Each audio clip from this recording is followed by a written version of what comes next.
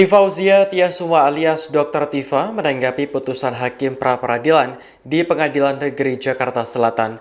Dalam sidang yang digelar pada Jumat 21 Agustus, Hakim menyatakan permohonan pra-peradilan yang diajukannya tidak dapat diterima. Dr. Tifa menyebut apapun yang terjadi merupakan kehendak Allah. Meski demikian, ia mengaku tetap semangat dan optimis menjalani proses hukum yang sedang berlangsung. Sebagai informasi, Tifa merupakan terdakwa dalam kasus dugaan fitnah dan pencemaran nama baik terkait ijazah Presiden ke-7 RI Joko Widodo. Dalam persidangan pokok perkara di Pengadilan Negeri Jakarta Timur, Majelis Hakim mengabulkan eksepsi Dr. Tifa. Melalui putusan sela, Hakim memerintahkan pengembalian berkas perkara kepada Jaksa Penuntut Umum. Selanjutnya, JPU memperbaiki surat dakwaan dan melanjutkan persidangan pokok perkara. Berkaitan dengan hal tersebut, Tifa kemudian mengajukan permohonan pra-peradilan terkait sah atau tidaknya penghentian penuntutan. Namun dalam sidang pada Jumat hari ini, Hakim menyatakan permohonan pra-peradilan yang diajukan Tifa tidak dapat diterima. Bismillahirrahmanirrahim. Assalamualaikum warahmatullahi wabarakatuh. Hasbunallah wa ni'mal wakil, nikmal maula wa ni'man nasyir. Ya, dua perintah Allah Subhanahu wa taala itulah yang selama sidang di Pengadilan Negeri Jakarta Timur selalu saya sampaikan.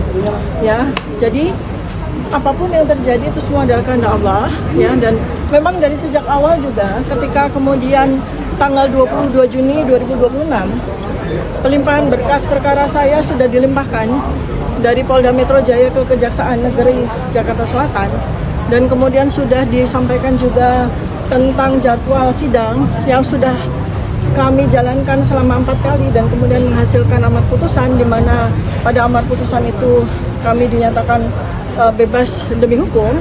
Kami terima itu sebagai sebuah kemenangan, di mana Allah sendiri sudah selalu katakan ya bahwa dunia ini kan permainan dan senda gurau ya. Jadi kami waktu itu menang, sekarang kami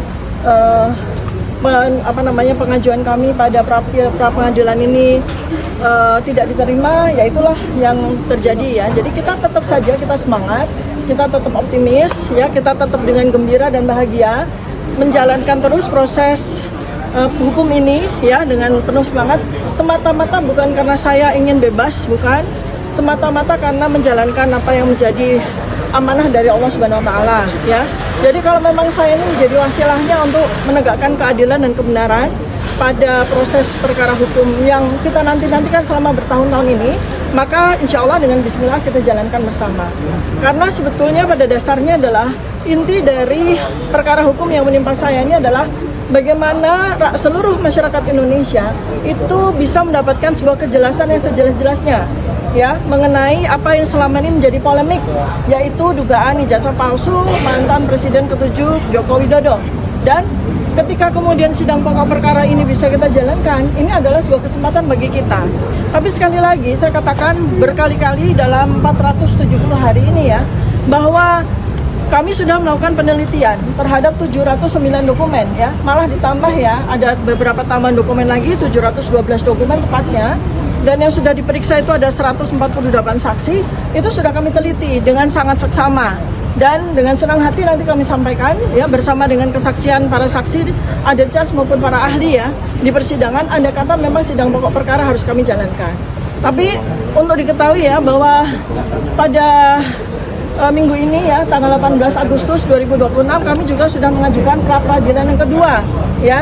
Kami sudah siapkan karena ada 2 pasal selundupan yang berkali-kali kami sampaikan ya, pasal selundupan yang sangat tidak ada relevansinya sama sekali dengan kasus saya, tetapi memang semata-mata merupakan sebuah niat jahat ya, niat tidak baik dari pelapor untuk menghukum saya seberat-beratnya atas pasal 8 dan hukuman 8 tahun dan 12 tahun ya, pasal 32 35. Dan kami dari kesimpulan yang kami dapatkan ya oleh Jaksa Penuntut Umum ya, kami mendapatkan tambahan ya yang dalam ini menjadi tesis ya, bahwa ternyata betul-betul pasal 32 35 itu betul-betul dilakukan overcharging ya, betul-betul dilakukan dengan niat yang tidak baik ya.